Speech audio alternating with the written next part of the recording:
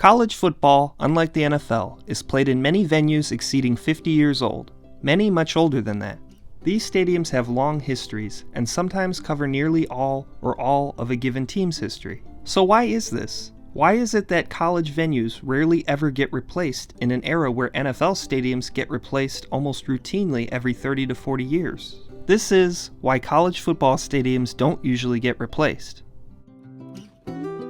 From USC's LA Coliseum to the Big House in Ann Arbor, there are many college football stadiums that have existed for generations. These two stadiums alone, as of this video, are almost 100 years old. The maintaining and use of such old stadiums isn't unique to just a few venues, but many throughout the country. There are others that aren't quite that old, but are still much older than most NFL stadiums. In the NFL, there are few venues that exceed even 30 years old, let alone 50 to 100.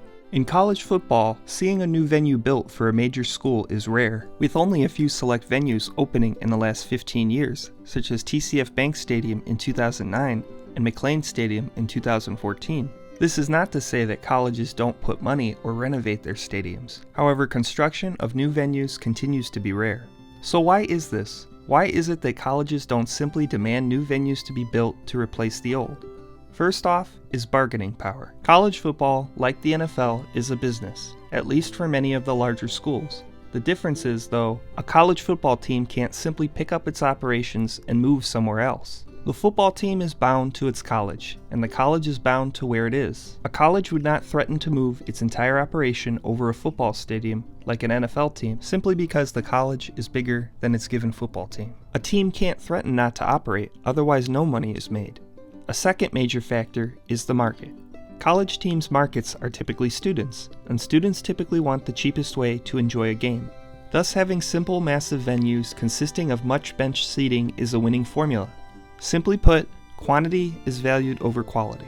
This doesn't mean there aren't luxury areas, however, though these are typically funded privately, through alumni and those more likely to use these features. Examples including Michigan Stadium's $227 million renovation in 2010 and the LA Coliseum's $315 million renovation in 2018, both consisting of massive expansions to luxury seating and the press boxes. In the NFL, it is not typically about selling as many tickets as possible, rather making as much money off the experience as possible. This is done through having mostly individual seating with armrests, having more elaborate features such as larger scoreboards, retractable roofs, and many club and luxury areas, while also typically getting a publicly funded deal to help fund it. The fact is, the economics of the two are different. This leads into the issue of funding.